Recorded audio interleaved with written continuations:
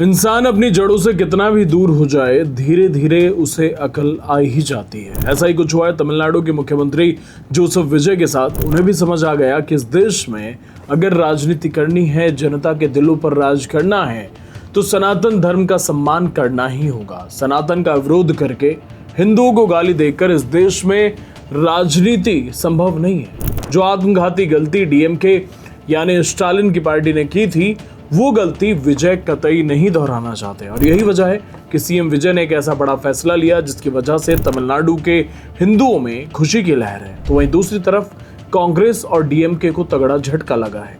क्या इसके पीछे पीएम मोदी का कोई हाथ है? इस वीडियो में बताएंगे, आप अंत तक बने रहिए।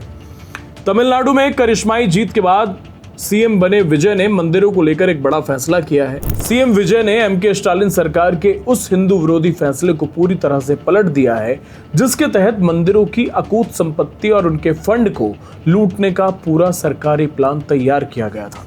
पिछली डीएमके सरकार, जिसके साथ गठबंधन में कांग्रेस भी थी, उन्होंने मंदिरों के पैसों का इस्तेमाल करने के लिए उनके फंड से 46 बड़े प्रोजेक्ट्स को मंजूरी दी थी। इन प्रोजेक्ट्स के नाम पर हिंदू मंदिरों की कमाई को गैर धार्मिक कामों में लगाया जाता था।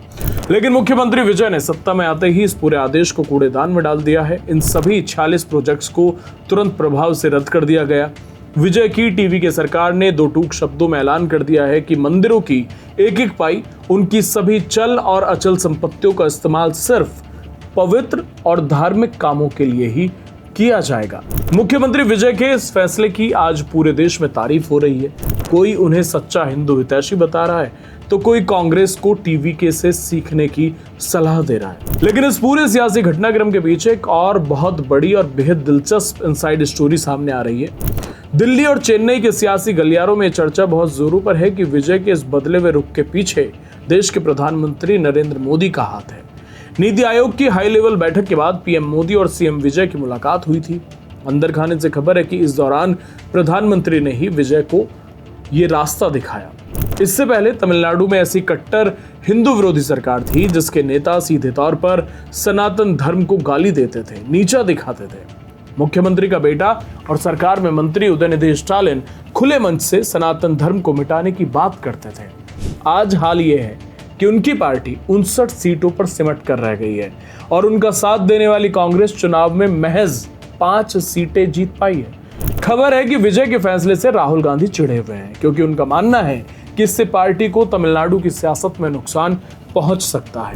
आपको बता दें कि डीएमके सरकार ने मंदिर के फंड का इस्तेमाल करके 246 करोड़ रुपए की लागत से कई गैर धार्मिक प्रोजेक्ट्स को मंजूरी दी थी। लेकिन अब नए सीएम ने नए आदेश में कहा कि मंदिरों की आर्थिक स्थिति को देखते हुए प्रोजेक्ट्स की मंजूरी रद्द की जा रही है।